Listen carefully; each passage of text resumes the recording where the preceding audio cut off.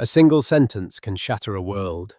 For Isabella Rossi, that sentence was uttered over a $400 plate of seared scallops she couldn't afford by a man she thought she loved. He leaned back in his plush leather chair, swirling a glass of vintage Bordeaux, and smiled a smile that didn't reach his eyes. "Honestly, Izzy," he said, his voice a polished blend of pity and condescension, "this little coding project of yours, it's a cute hobby, but it's time to be realistic. It's never going to be your career." He didn't know that in 6 weeks, that cute hobby would make her the youngest self-made female billionaire in the country. And he definitely didn't know that the first thing she'd do with that power was buy the very company he was desperate to become a partner in. His world was about to be shattered, and she was the one holding the hammer. The restaurant was called Aurelia, a name that dripped with the kind of old-world money that Brendan Cole was born into, and Isabella Rossi had only ever observed from the outside. It was all dark mahogany, hushed conversations, and waiters who moved with the silent, ghostly efficiency of men who were paid to be invisible. This was Brendan's world. He thrived in it, navigated it with an inherited ease that Isabella, for all her ferocious intelligence, could never quite replicate. She felt the familiar prickle of being an imposter. Her dress, a simple but elegant navy sheath, had cost a week's salary. Brendan's suit, a bespoke piece from Savile Row, probably cost more than her car. They were celebrating his latest promotion at Sterling Wakefield, the private equity firm where his father was a senior partner. Brendan was now a vice president, another gilded step on a path that had been paved for him since birth. "To the future," Brendan toasted, clinking his crystal glass against hers. "And to you finally leaving that dead-end job at Innovatec." Isabella stiffened. "It's not a dead-end job, Brendan. It's a stepping stone. And Project Chimera is—" He cut her off with a placating wave of his hand. I know. Project Chimera. Your AI algorithm. It's brilliant, I'm sure, for an academic paper, but a real-world application. The market is brutal, Izzy. It's dominated by giants. Google, Goldman Sachs. They have armies of PhDs working on this stuff. And I have something they don't, Isabella countered, her voice low but firm. My model is different. It's not just predictive, it's adaptive. It learns from market sentiment, not just historical data. It can anticipate black swan events with a 7% higher accuracy rate than anything currently on the market. She had spent 3 years on it. 3 years of sleepless nights fueled by cheap coffee and an unshakable belief in her own code. It was her life's work, hidden away on a private server running simulations that were yielding results so spectacular they frightened even her. Brendan sighed, the sound of a patient parent explaining the world to a naive child. Listen to yourself. It sounds wonderful, but who's going to fund it? Who's going to take a chance on a junior analyst from a mid-tier tech firm? I'm just trying to protect you. My father has already spoken to a contact at Sotheby's. They're looking for an art history consultant. With your eye, you'd be perfect. Less stress, great connections, you can travel with me. The blood drained from Isabella's face. Art history. She had a master's degree in computational finance, another in artificial intelligence from Stanford. He was suggesting she abandon it all to become a social accessory, an intellectually stimulating companion for his high-flying life. This was the moment, the final clarifying insult in a long line of them. It wasn't just that he didn't believe in her, he actively disdained her ambition. He saw it as a character flaw, an unsightly blemish on the otherwise perfect canvas of the life he had planned for them. You don't get it, she said, her voice barely a whisper. You have never not once tried to understand what I do. Because I understand how the world works, he retorted, his patience finally snapping. The polished veneer cracked, revealing the raw arrogance beneath. It works on power, on connections, on capital, not on some fantasy algorithm you built in your spare time. It's a cute little project, Izzy. A hobby. Now let's be realistic. Focus on us. Focus on a life that's real. That was the sentence, the one that echoed in the cavernous silence that followed. A cute little hobby. Isabella looked at him, really looked at him for the first time in months. She didn't see the handsome, charming man she had fallen for. She saw a gatekeeper, a man whose entire identity was built on a foundation of inherited privilege, terrified by the thought that someone, especially a woman he was supposed to possess, could build her own empire from scratch. Slowly, she placed her napkin on the table. She stood up, her movements deliberate and calm. The entire restaurant seemed to fade into a blur. "You're right, Brendan," she said, her voice clear and devoid of emotion. "It's time for me to be realistic." He smiled, relieved. "Good. I knew you'd see it my way." "My realism," she continued, picking up her small clutch from the table, "is that I am sitting across from a man who is so profoundly insecure that he has to belittle my life's work to feel powerful. My realism is that I have wasted 2 years of my life with someone who sees me as an accessory, not a partner. And my realism," she took a deep breath, "is that this is over. We are over." Brendan's face went from smug relief to crimson fury in a heartbeat. "You're throwing this away for a fantasy. You'll come crawling back in a month when you realize you can't pay your rent." A ghost of a smile touched Isabella's lips. It was a cold, sharp thing. "Don't hold your breath." She turned and walked away, leaving him sitting alone with 2 entrees, a £1, 200 a bottle of wine, and a look of pure, unadulterated shock. She didn't look back. As the cool night air of the city hit her face, she didn't feel heartbroken. She felt liberated. She felt angry. And more than anything, she felt a burning, all-consuming drive. He thought her work was a hobby. She was about to show him and the rest of the world just how powerful a hobby could be. The week following the breakup was a descent into a specific kind of hell.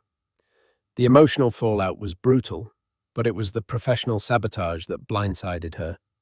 Brendan, it turned out, was not a man who took rejection gracefully. He was a man who scorched the earth. Isabella arrived at her desk at Innovatec Financial on Monday morning to find her access card deactivated. Her direct manager, a perpetually stressed but generally decent man named David Chen, met her by the elevators with a pained expression. "Isabella, Arthur Finch wants to see you. Now." Arthur Finch was the CEO of Innovatec. He was a relic of a bygone era, a man who wore suspenders unironically and believed innovation was something you bought, not cultivated. Isabella had met him twice in 3 years, both times in passing. His corner office felt like a museum exhibit on 1980s corporate power. Heavy oak desk, leather-bound books that looked untouched, and a panoramic view of the city that seemed wasted on him. "Miss Rossi," Finch began, not bothering with pleasantries, "it has come to my attention that you have been using company resources for an unauthorized personal project."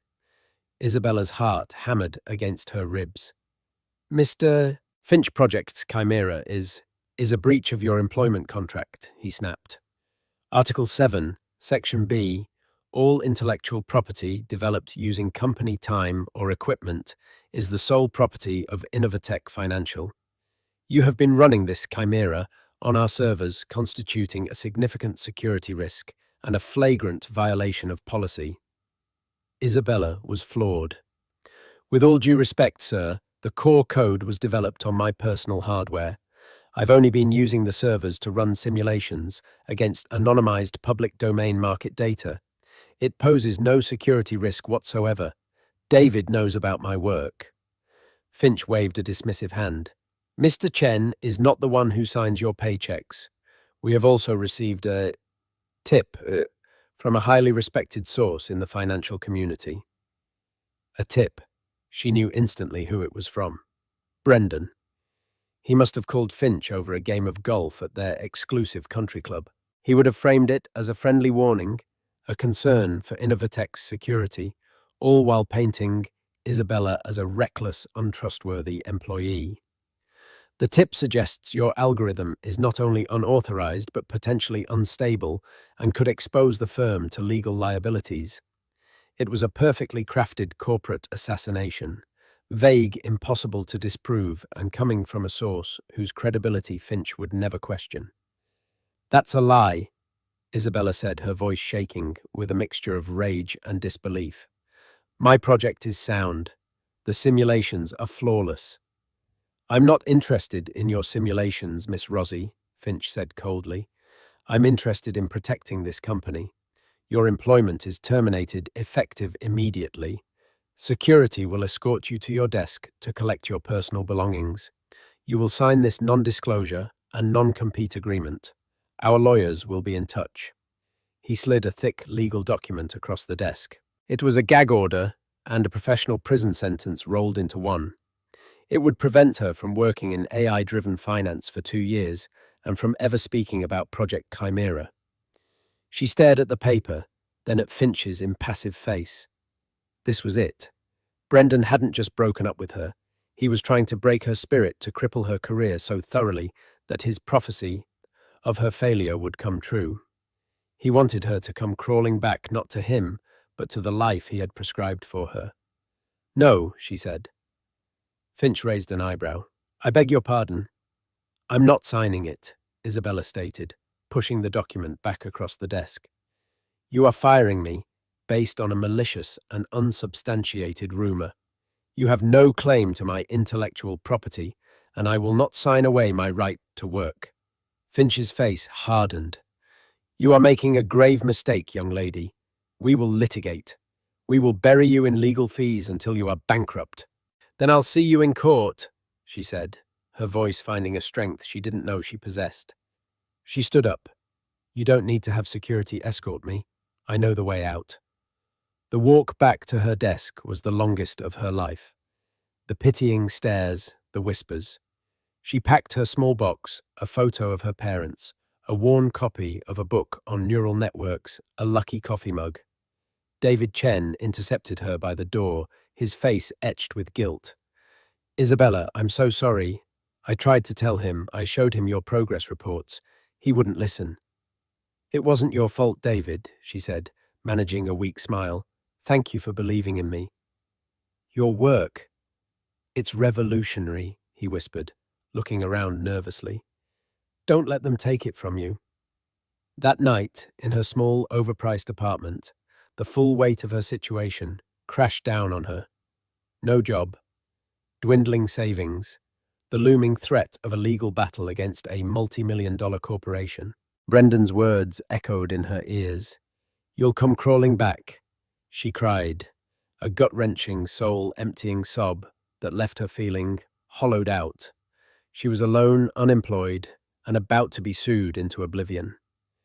For a few dark hours, she let the despair win. She scrolled through job listings for positions she was wildly overqualified for, just to feel a flicker of hope. Then, around 3 a.m., surrounded by takeout containers and a profound sense of defeat, something shifted. The image of Arthur Finch's smug face, of Brendan's condescending smile, ignited a different kind of fire.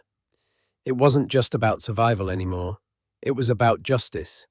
It was about proving them all wrong. She wiped her eyes, walked over to her custom-built desktop computer, her one true luxury, and powered it on. The screen flickered to life, showing lines of pristine, elegant code. Project Chimera, her creation. They thought they could take it, and bury her with it. They had no idea what it was truly capable of. For the next 2 weeks, Isabella didn't just work. She waged a silent, one-woman war. She lived on coffee and protein bars. She disconnected her phone.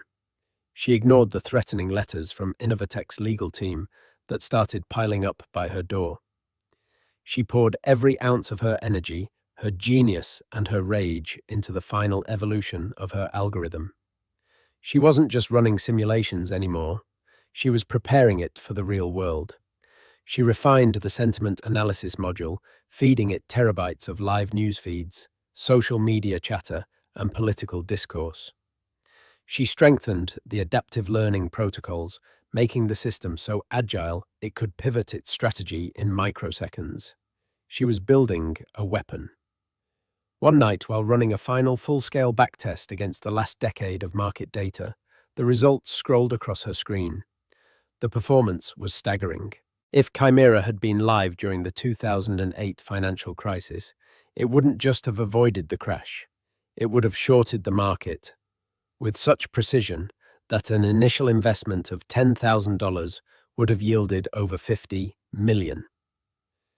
It had predicted the dot-com bubble, the flash crash of 2010, every major market shift, with terrifying accuracy. She stared at the numbers, her heart pounding. This wasn't just a product, it was a paradigm shift. It was the key to a kingdom. But a key was useless without a door to unlock. She had the most powerful financial tool in the world and precisely $0 to implement it. Innovatec's lawsuit was coming. Her time was running out. She needed a miracle. She needed a backer with capital so vast and a risk appetite so huge that they would be willing to bet on a disgraced analyst against the entire financial establishment. She needed a ghost, and she knew of only one. A name whispered in hushed, reverent tones in the darkest corners of the tech world. A man who had vanished from public life a decade ago after his own legendary battle with Wall Street. A reclusive genius named Silas Black. Finding him was impossible. Contacting him was a fantasy. But for Isabella, fantasy was all she had left. Silas Black was more of a myth than a man. In the early 2000s, his company, Cassandra Data, had pioneered the very concept of algorithmic trading, making him a billionaire before he was 30. Then, after a brutal, hostile takeover attempt by a consortium of investment banks, an attempt he famously thwarted by liquidating their key holdings in a single afternoon, nearly crashing the Nasdaq in the process, he had simply vanished. He sold his company, took his fortune, and disappeared from the face of the earth. Rumors placed him on a private island in a fortified bunker in Wyoming, or even dead. Isabella only knew of him because of a single formative event in her academic life. During her master's program at Stanford, she had entered the prestigious Black Box Challenge, a hackathon for quantitative analysts. The anonymous sponsor of the challenge was legend, had it Silas Black himself. The goal was to design an algorithm that could find the signal in the noise of a chaotic dataset. Isabella didn't win, but she placed third.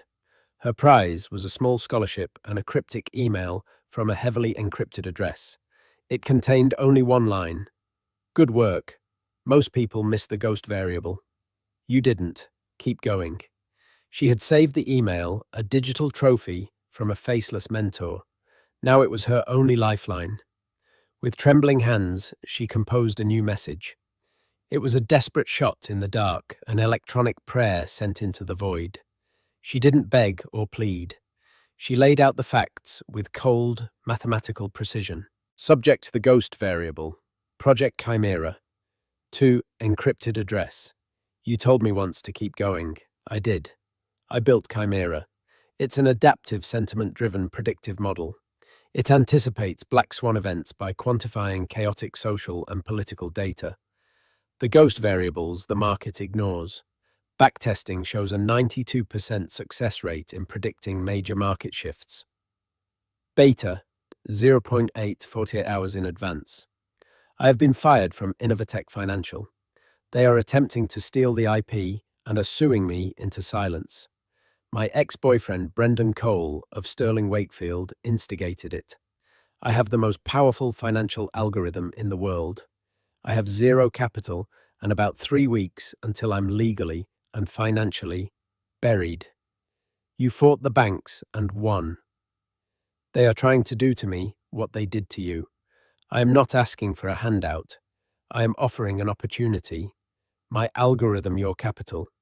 Together we can do more than just make money. We can break the system. Attached is the white paper for Chimera and a single time-locked prediction for a minor, obscure commodities future set to mature in 48 hours. Proof of concept. Isabella Rossi. She attached the files, her finger hovering over the send button. It was insane. He probably wouldn't even see it. The address was likely defunct. And if he did see it, why would he care? She took a deep breath and clicked. The email vanished from her outbox, swallowed by the infinite web. For a full day, there was nothing. Silence. Isabella's fleeting hope began to curdle back into despair. She started drafting replies to the want ads for data entry clerks. The next evening, as she was microwaving a cup of noodles, her burner phone, a cheap prepaid device she'd bought for cash, buzzed. An unknown blocked number. She almost ignored it. "Hello," she answered, her voice wary. The voice on the other end was rough, gravelly, as if it hadn't been used for conversation in years. "Miss Rossi, the ghost variable in the Palladium future was the sudden union strike at the South African mine. The news broke an hour ago. The future jumped 18%. Your prediction was off by 0.2%. Isabella's spoon clattered to the floor. It was him. It had to be him. "How?" she stammered. "Your white paper is intriguing," the voice continued, ignoring her question. "Ambitious. Arrogant even. I like it. Innovatec is a third-rate firm run by a fossil. Sterling Wakefield is a den of thieves. Brendan Cole is his father's son, all pedigree, no vision. I have followed your career since the Black Box Challenge. I knew you had potential." Isabella sank into a kitchen chair, her legs suddenly weak. He had been watching her. "You have two problems, Miss Rossi," Silas Black said, his voice a low rumble. "First a legal one, second a capital one. We will solve the legal problem with the capital problem. Be at the offices of Rothman, Geller and Sloan, 45th floor, tomorrow at 9 a.m. sharp. Ask for Mr. Geller. Do not be late. And Miss Rossi." "Yes," she whispered. "Welcome to the war." The line went dead. The next morning, Isabella walked into a law office that made Arthur Finch's look like a suburban dentist's waiting room. A silent receptionist led her to a conference room with a single occupant, a severe-looking man in his 60s with piercing blue eyes. This was Michael Geller, Silas Black's personal attorney, a man known in legal circles as the Shark. "Miss Rossi," Geller said, motioning for her to sit, "Mr. Black has been most emphatic. He has instructed us to resolve your situation with what he calls maximum prejudice." For the next 5 hours, Isabella was swept into a whirlwind. Geller and his team of lawyers dissected Innovatec's case with surgical precision. They laughed at the non-compete Finch had tried to force on her. "This is unenforceable trash," Geller scoffed, tossing the document aside. "Arthur Finch is about to learn a very expensive lesson about baseless litigation." Then came the bigger plan. It was audacious, terrifying, and utterly brilliant. Silas Black wasn't interested in funding a startup. He wasn't interested in a protracted legal battle. He was interested in retribution. "Mr. Black doesn't just want to protect your algorithm. Miss Rossi," Geller explained, a predatory gleam in his eye, "he wants you to have the platform to deploy it. The best way to end a lawsuit from a company is to own the company." Isabella stared at him. "You want to buy Innovatec." "Not buy it in the traditional sense," Geller corrected. "Innovatec is a publicly traded company, albeit a small one. Its stock is undervalued, and its leadership is complacent. Mr. Black has authorized the creation of a shell corporation, Prometheus Capital, with a credit facility of $2 billion. Over the next 2 weeks, we will be quietly acquiring a controlling interest in Innovatec on the open market." It was a hostile takeover. "But why?" Isabella asked, bewildered. "Innovatec is a dinosaur. The technology is outdated." "Precisely," Geller said. "It's a broken vessel, but it has the necessary infrastructure. The licenses, the regulatory compliance, the trading floor. It's cheaper and faster to buy the vessel and replace the engine than to build a new ship from scratch. And the engine The engine is Project Chimera, and you, Miss Rossi, will be the new captain. The plan was set in motion with breathtaking speed, while Isabella worked with Geller's tech team to secure Chimera on unbreachable servers. A team of traders working from anonymous offices in Zurich and Hong Kong began buying Innovatec stock. They bought in small, untraceable blocks, careful not to trigger any alarms. The stock price began to creep up, but so slowly that market watchers attributed it to random volatility. Meanwhile, Arthur Finch, oblivious, was smugly proceeding with his lawsuit, burning through company cash, to harass Isabella with legal notices. Brendan Cole at Sterling Wakefield was likely celebrating his victory, confident that he had successfully neutralized his upstart ex-girlfriend. They were all celebrating on the deck of a ship that was unbeknownst to them being bought out from under their feet. 2 weeks later, Geller called Isabella. "We have it," he said, his voice calm but triumphant. "As of 5 minutes ago, Prometheus Capital owns 51 funds of Innovatec Financial's outstanding shares. According to SEC regulations, we are required to announce our position and can call an emergency meeting of the board to vote on new leadership. The meeting is set for Monday. Monday, the day of reckoning." Isabella felt a dizzying wave of vertigo. Just weeks ago, she was packing her belongings in a cardboard box. Now, she was the majority shareholder of the company that had fired her. "What do I do now?" she asked Geller. "Now," Geller replied, "you go buy a suit, Miss Rossi. The kind of suit that says, 'I own this room.' On Monday, you're not just getting your job back, you're taking his." The Monday of the emergency board meeting dawned grey and overcast, the sky a blanket of steel over the city. It suited Isabella's mood perfectly. She wasn't nervous. She was a live vein humming with a focused, cold energy she hadn't known she possessed. The suit Geller had advised her to buy wasn't just a suit. It was armor, a custom-tailored charcoal grey pantsuit by a designer whose name she couldn't pronounce. It was understated, severe, and screamed power. She arrived at the Innovatec Tower at exactly 8:45 a.m., 15 minutes before the meeting. She wasn't accompanied by Geller's team. They were already upstairs preparing the ground. She walked in alone. The security guard at the front desk, a man who had watched her leave in disgrace weeks earlier, did a double take. "Miss Rossi, you're not on the visitor list." Isabella met his gaze without blinking. "I won't be a visitor for long. Call up to Arthur Finch's office. Tell them Isabella Rossi is here." She enjoyed the flicker of confusion and panic in his eyes as he made the call. She waited perfectly still, a statue of impending doom in the marble lobby. Upstairs, in the 50th floor boardroom, the atmosphere was one of confused irritation. Arthur Finch sat at the head of the long mahogany table, his face florid with indignation. The board members, a collection of aging men in expensive suits, murmured amongst themselves. The only outsider present was Brendan Cole, who Finch had invited as a special consultant to discuss market strategy, a thinly veiled reward for his tip-off. Brendan looked smug, relaxed, the cat that got the cream. "I still don't understand the meaning of this, Michael," Finch grumbled at Michael Geller, who sat calmly at the opposite end of the table with two junior lawyers. "An emergency meeting called by a shell company nobody has ever heard of, Prometheus Capital. This is a disruption of our quarterly planning." "All will be made clear, Arthur," Geller said smoothly. "We are just waiting for the new majority shareholder to arrive." A new majority shareholder. A ripple of shock went through the room. Brendan's smug expression faltered slightly. He leaned over to Finch.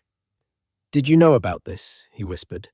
Finch just shook his head, looking bewildered. Just then, Finch's personal assistant burst into the room, her face pale. "Mr. Finch, sir, there's a woman here to see you. She's in the lobby. Isabella Rossi." The name hung in the air like a foul odor. Finch's face contorted in disbelief, then rage. "What? What is that insolent girl doing here?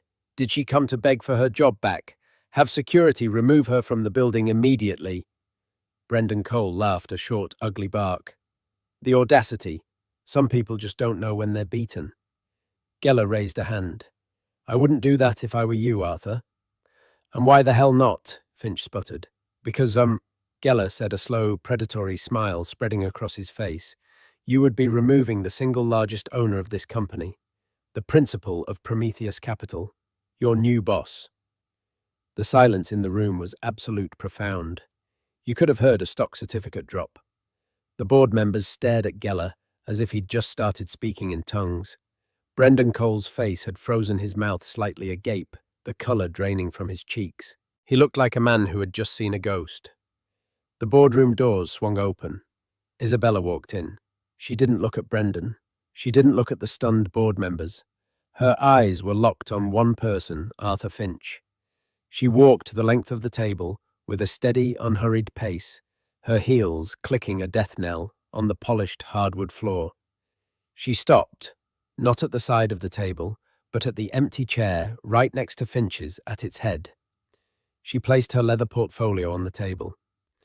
"Good morning, gentlemen," she said, her voice cool and steady, amplified by the room's shocked silence.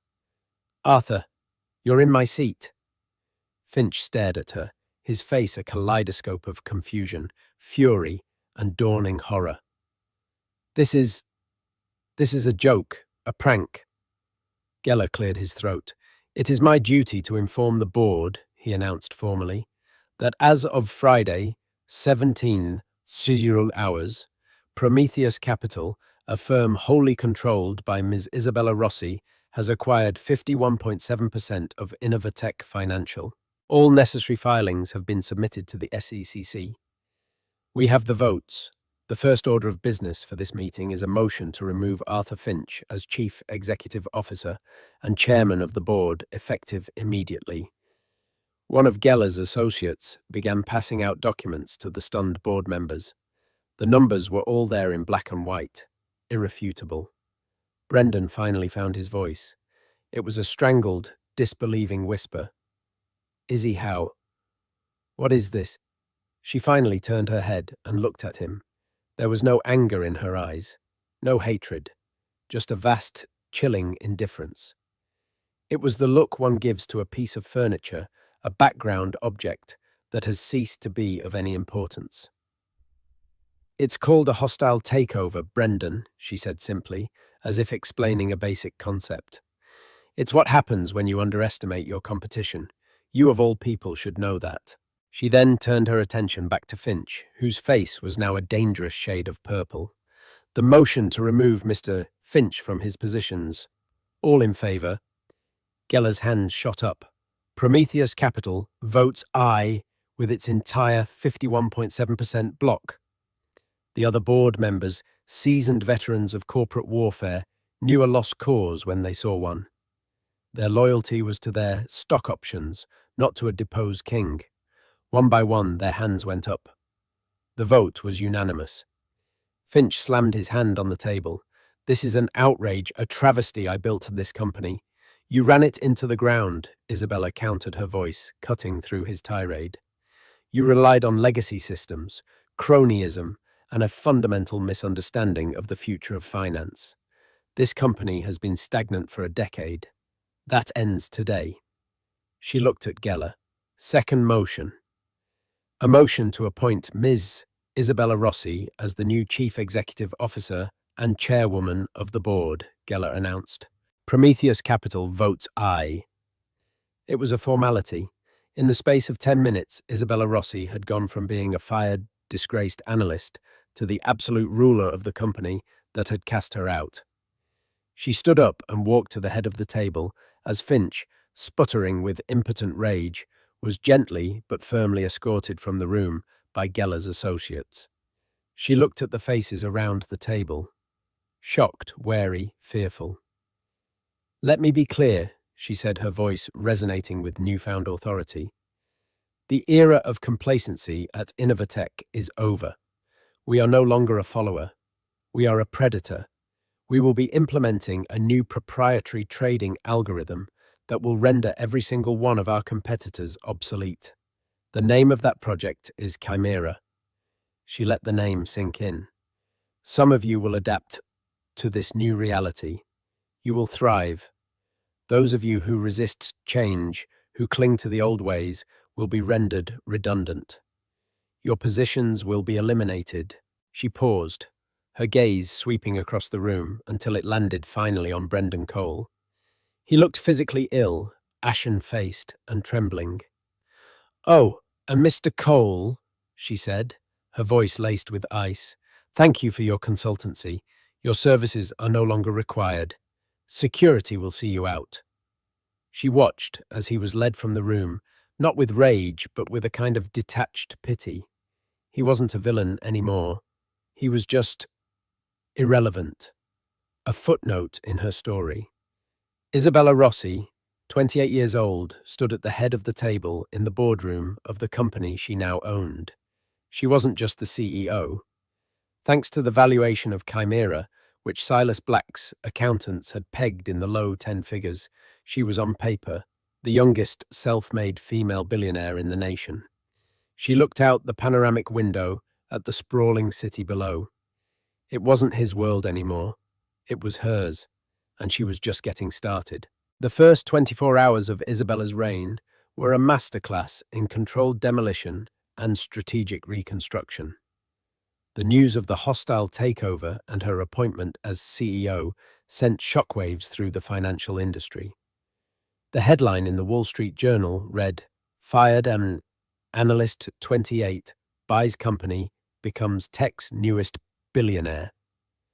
The story was sensational, but it barely scratched the surface of the silent, swift revolution happening inside the Innovatec tower.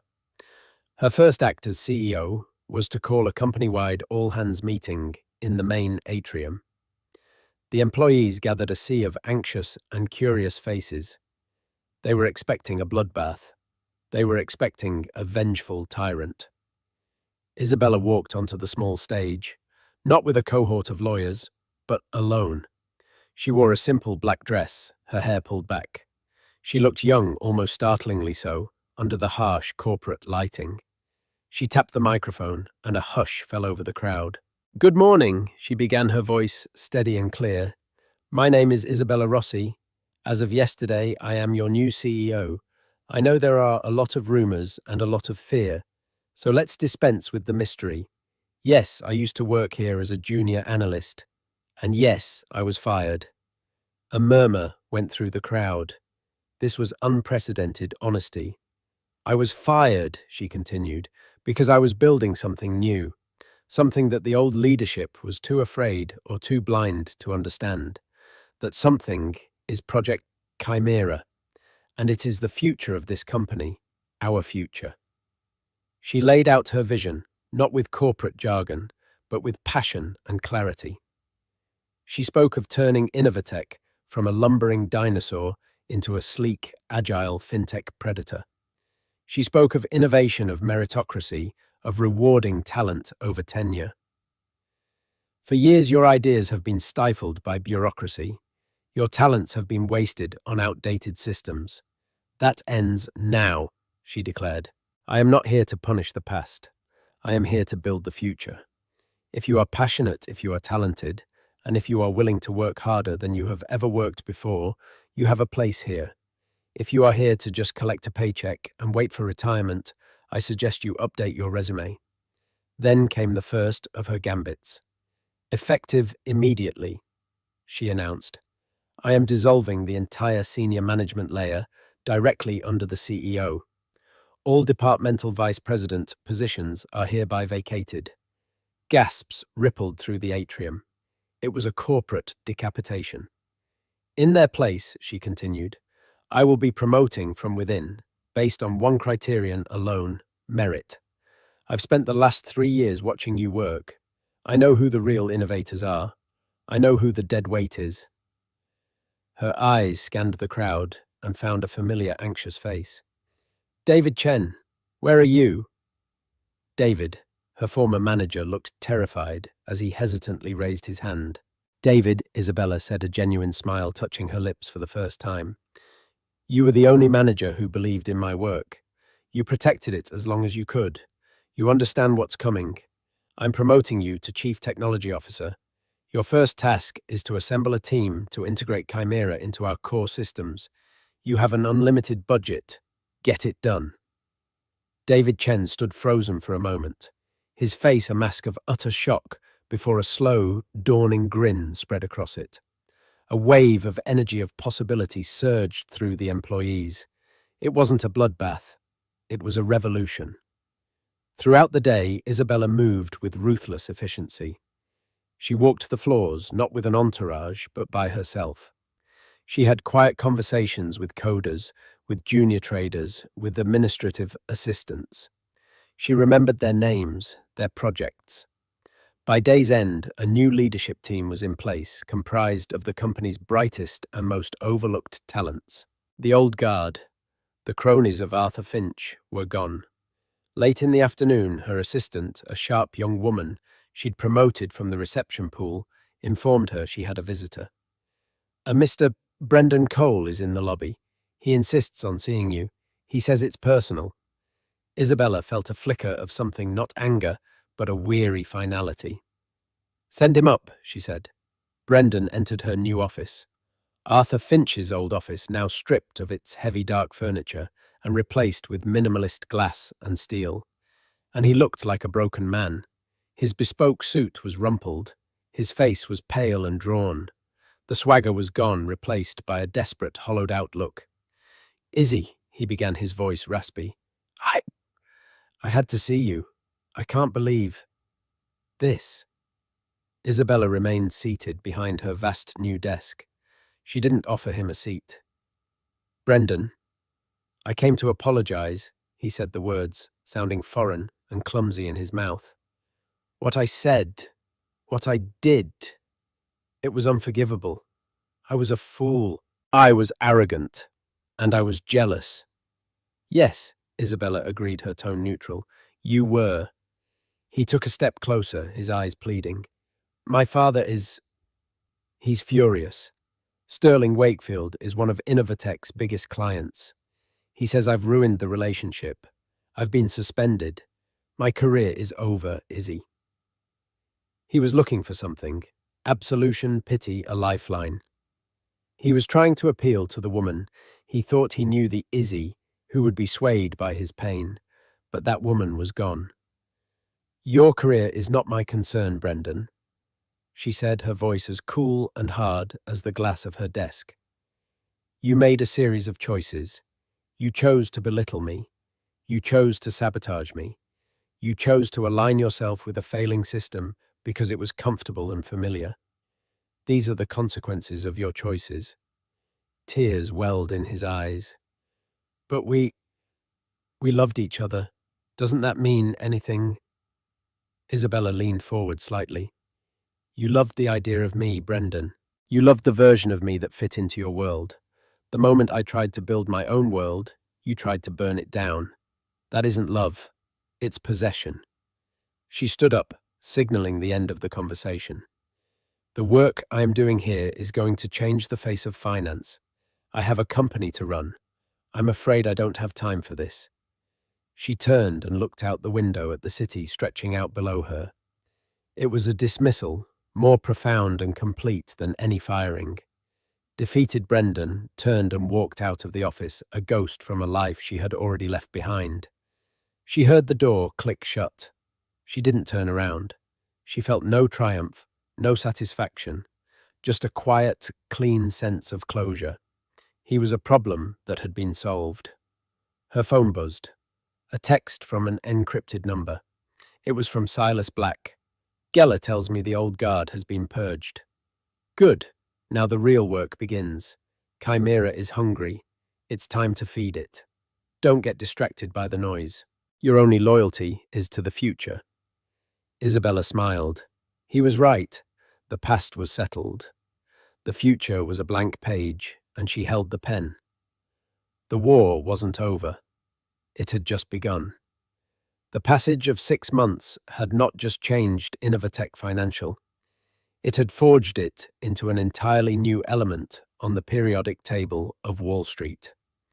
The old sleepy firm was a distant memory, a fossil preserved in amber.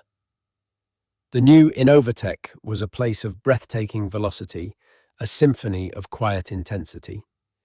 The open-plan floors, once a landscape of cubicle farms, were now collaborative pods centered around holographic data streams. The currency here wasn't tenure or titles, it was ideas and execution speed.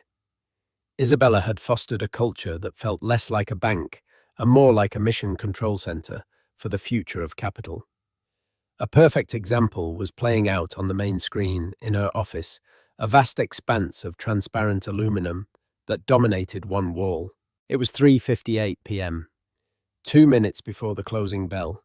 Innovatec was in the midst of a silent, high-stakes duel with Goliath National Bank, the oldest and most arrogant titan of the industry, over a massive block of shares in a biotech firm that had just announced a breakthrough. Goliath's traders, using traditional models, were selling short betting. The announcement was a speculative bubble that would pop. Chimera, however, had seen something else.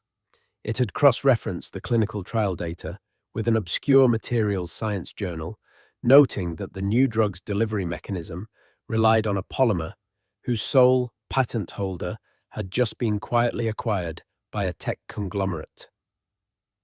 It wasn't just a drug breakthrough, it was a vertically integrated manufacturing pipeline in the making. Chimera hadn't just seen the signal, it had understood the entire ecosystem around it. "They're still shorting," David Chen said, standing beside Isabella. He looked less like a TO and more like an excited kid with the world's best video game. "They think we're insane." "Let them," Isabella said, her eyes fixed on the cascading numbers. "Insanity is just a vision they can't comprehend yet." At precisely 4:10 p.m., the closing bell rang. A moment later, a news alert flashed across the wire. The tech conglomerate confirmed a multi-billion-dollar partnership with the biotech firm. The stock didn't just rise, it went supernova.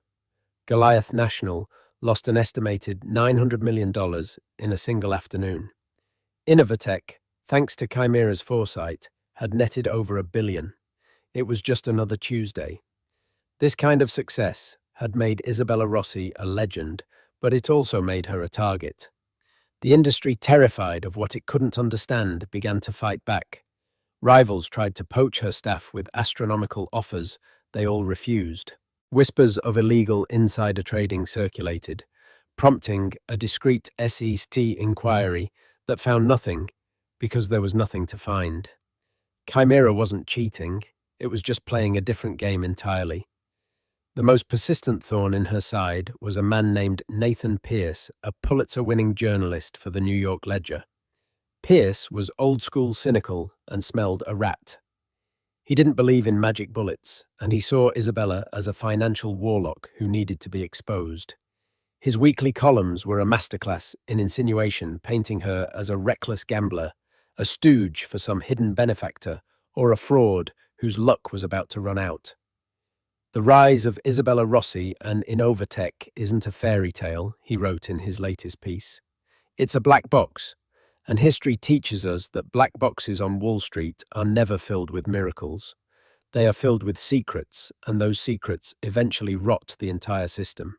Isabella read his column on her tablet as she sat in the back of her car, gliding through the city's neon-drenched streets toward her apartment. She should have been angry, but she mostly felt a strange sense of weariness. Pierce, like Brendan, like Finch, was another man trying to fit her into a narrative he understood. They couldn't accept that the phenomenon was simply a brilliant woman and her even more brilliant creation. The cost of this constant battle was her isolation. Her penthouse apartment was a marvel of minimalist design and smart home technology, a sterile paradise with views that could make an emperor weep. But it was also an empty fortress. Her friends from before her meteoric rise struggled to relate to her new reality. Dating was impossible, a minefield of sycophants and gold diggers. Her life had become her work, and her only true confidant was David Chen. It was during one of their late-night work sessions that the next chapter truly began. David had been running a deep learning protocol, allowing Chimera to search for patterns beyond the financial markets. The results he brought to her were staggering and terrifying. "It's not just supply chains, Isabella," he said, his voice hushed with awe. "It's everything. Based on massive atmospheric data, ocean temperatures, and deforestation rates, Chimera is predicting a catastrophic crop failure in Southeast Asia within 18 months, a famine that will affect 50 million people. It's also identified 5 coastal cities that are structurally unprepared for the sea level rise predicted over the next decade. It's mapping the future of human suffering." They stared at the data, at the cold, hard projections of impending disaster. All the money they had made, all the rivals they had crushed, suddenly felt meaningless. They had created a crystal ball, and it was showing them a vision of hell. "We can't just sit on this," Isabella whispered, the weight of the information pressing down on her. "We can't just use this to short agricultural futures. It's monstrous." This was the moment her ambition crystallized into purpose. The power they held wasn't for accumulating wealth, it was a tool for intervention. "We're going to create a new division," she declared, the idea taking shape with electrifying clarity. "A non-profit arm of the company. We'll fund it with 10% of Innovatec's quarterly profits. We're going to build early warning systems and give them to governments for free. We're going to preemptively invest in drought-resistant crops and fund their distribution. We're going to finance the seawalls those cities need before the floods come. We won't just predict the future, we'll protect it." They called it the Atlas Initiative, a name that signified the immense burden they were choosing to lift. The announcement of the Atlas Initiative was met with confusion by the street and cynicism by critics like Nathan Pierce, who dismissed it as a clever PR stunt to deflect regulatory scrutiny. But for Isabella, it was the only thing that mattered. A week later, a simple, unmarked cardboard box arrived at her office. There was no return address. Inside, nestled in tissue paper, was a single leather-bound first-edition copy of a treatise on modern neural networks, the very book she had packed in her box on that humiliating last day at the old Innovatec. Tucked inside was a note on thick, cream-colored cardstock, the handwriting a strong, angular script. "Isabella, they will always mistake the architect for a gambler. They will always fear the tools they cannot comprehend. I once built a machine to see the future. I used it to win a war, and then I walked away. You have built a machine to save the future. Do not make my mistake. Do not walk away. The world needs its architects." The ghost in the machine is proud. SB. Isabella held the book, the heavy paper of the note cool against her fingers. It was more than an acknowledgement. It was a charge, a warning, and a blessing from the only person on the planet who could truly understand the path she was on. She looked from the book to the flowing data on the screens, then out the window at the city below. The journey had been forged in the fires of betrayal and humiliation. She had been dismissed, underestimated, and cast out. Brendan Cole was a faded memory, a cautionary tale. Arthur Finch and Nathan Pierce were just voices from an old world, their skepticism the dying echo of an obsolete era. Her story had never truly been about revenge. Revenge was a closed loop, a snake eating its own tail. Her story was one of creation, of building something where nothing existed before. She hadn't just bought a company, she had given it a soul. She had built an empire, not of money, but of purpose. And as she stood there, the architect of tomorrow holding a message from the ghost of yesterday, she knew with absolute certainty that her life's work, the cute little hobby that had sparked a revolution, was ready for its grandest, most important task. What an incredible journey of resilience, intelligence, and ultimate triumph. Isabella Rossi's story is a powerful reminder that your worth is never determined by someone else's inability to see it. Her refusal to be broken, her unwavering belief in her own vision, and her transformation of personal pain into world-changing power is an inspiration to anyone who has ever been underestimated or told their dream was just a hobby. What did you think of Isabella's epic comeback? Was her takeover ruthless or justified? Let me know your thoughts in the comments below. I read every single one. If you found this story as motivating as I did, please give this video a huge thumbs up and share it with someone who needs to hear that their ambition is valid and their dreams are worth fighting for. And of course, if you want more stories of incredible underdogs who changed the game, make sure you hit that subscribe button and turn on notifications so you never miss an upload. Thanks for listening.